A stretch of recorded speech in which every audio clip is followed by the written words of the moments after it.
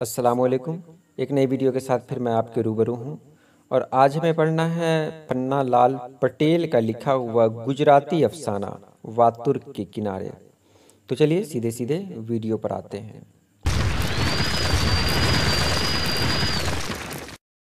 सबसे पहले हम जानते हैं वातुर के किनारे का खुलासा। वातुर के किनारे, वातुर एक नदी का नाम है। उस नदी के किनारे एक बस्ती है। बस्ती में गरीब लोग अपनी ज़िंदगी गुजार रहे हैं। उसी बस्ती में एक लड़की रह रही है जिसका नाम है नवल। नवल की शादी हो चुकी थी, लेकिन उसका शौहर गांव के ठाकुरों के डर से गांव छोड़कर ऐसा भागा कि फिर लौट कर नहीं आया। नवल अपनी मौसी के घर रहती है, तो उसका शौहर भी घर जमाई बनकर रहा करता था। लेकिन गांव में ठाकुरों का राज है, ठाकुरों के खिलाफ कोई आवाज़ बुलंद नहीं कर सकता है। तो उसका पहला शौहर ठाकुरों के खौफ से इस तरह खौफजदा हुआ कि गांव छोड़कर जब निकला तो वापस ही नहीं आया। उसके बाद नवल की दूसरी शादी होती है और ये शौहर भी उसी घर में घर जमाई बनकर रहने लगता है। एक दिन का वाक़या है कि नवल बाज़ार से गुज़र रही होती है। तभी गांव के जो ठाकुर हैं, वो ठाकुर एक आता है और नवल से छेड़खानी करता है। नवल ये बात आकर अपने घर बता देती है। नवल का बाप अंदर ही अंदर टूट कर रह जाता है।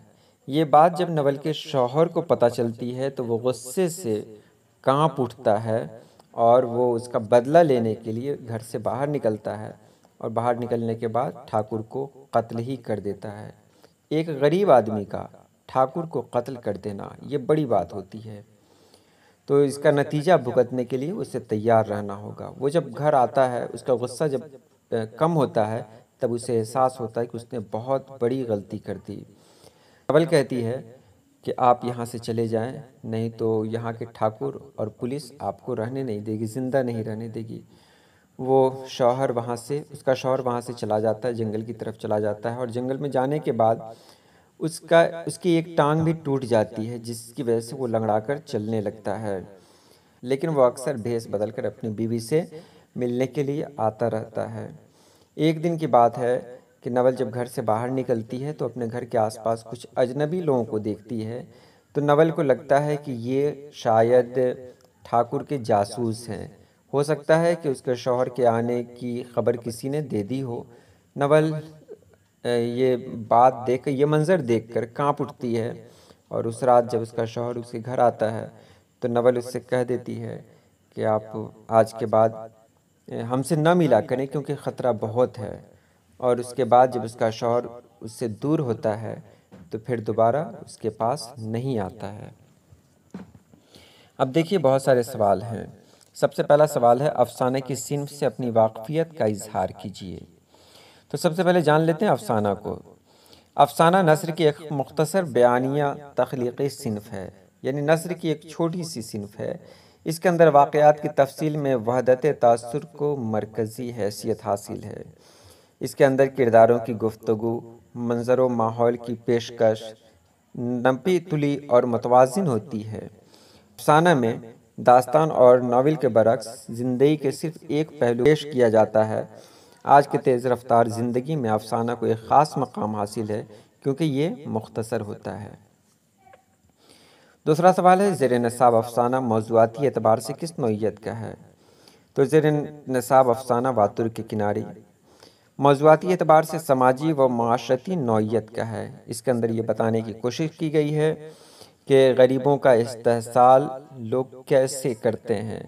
जो बड़े लोग होते हैं वो गरीबों को और गरीबों की इज़्ज़त व आबरू से खिलवाड़ करने की कोशिश करते हैं। वो उनके सामने गरीब उनके सामने एक खिलौने की तरह होते हैं, जब चाहा आए खेल कर चले गए। जिसका नतीजा ये होता है कि गरीब भी कभी सख्त कदम उठाने पर मजबूर हो जाता है। उसके बाद है अफसाना वातुर के किनारे का मरकज़ी ख्याल पेश कीजिए।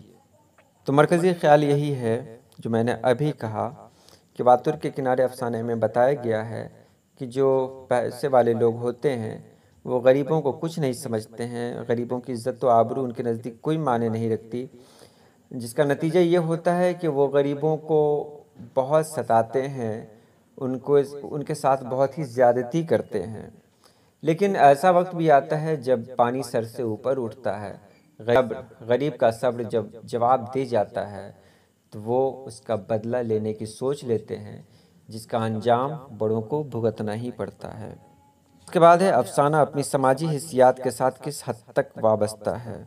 तो आपने देखा कि नवल जब बाज़ार जाती है तो बाज़ार में ठाकुर उसके साथ गलत करने की कोशिश करता है। जब वो वापस आती है तो जब ये खबर उसके शौहर को मिलती है तो वो जाता है और उसे यानी जिसने उसकी बीवी के साथ छेड़खानी की है उसे कत्ल कर देता है। समाजी हिस्सियात के साथ वाबस्ता है, यानी कि समाज में क्या होता है, समाज में सब लोग सुकून से रहना चाहते हैं, सब लोग चाहते हैं कि उनकी इज्जत व आबरू बची रहे।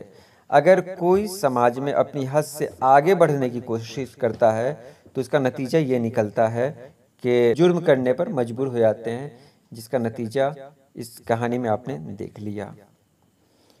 उसके बाद अगला है कि माशरती और अखलाकी कदरों के साथ अदब के रिश्ते की वजाहत कीजिए। तो माशरती और अखलाकी कदरों के साथ अदब का बहुत गहरा रिश्ता है। ज़बान और अदब के जो माहिरीन होते हैं वो माशरे को बहुत गहराई से देखते हैं, इसकी खूबी और ख़राबी को देखते हैं और उसे अपने अफसाने के ज़रिया बयान करते हैं, यानी तख्लीक में उसको लाते हैं, ढालते हैं। अफसाने निगार अफसाने के ज़रिए, नावल निगार नावल के ज़रिए, शायर अपनी शायरी में इसे बयान करते हैं और इससे पता चलता है कि समाज में क्या हो रहा है। तो चलिए आज के लिए इतना ही। अल्लाह पाक आप सभी लोगों को खुश रखे, आबाद रखे। अल्लाह हाफिज़।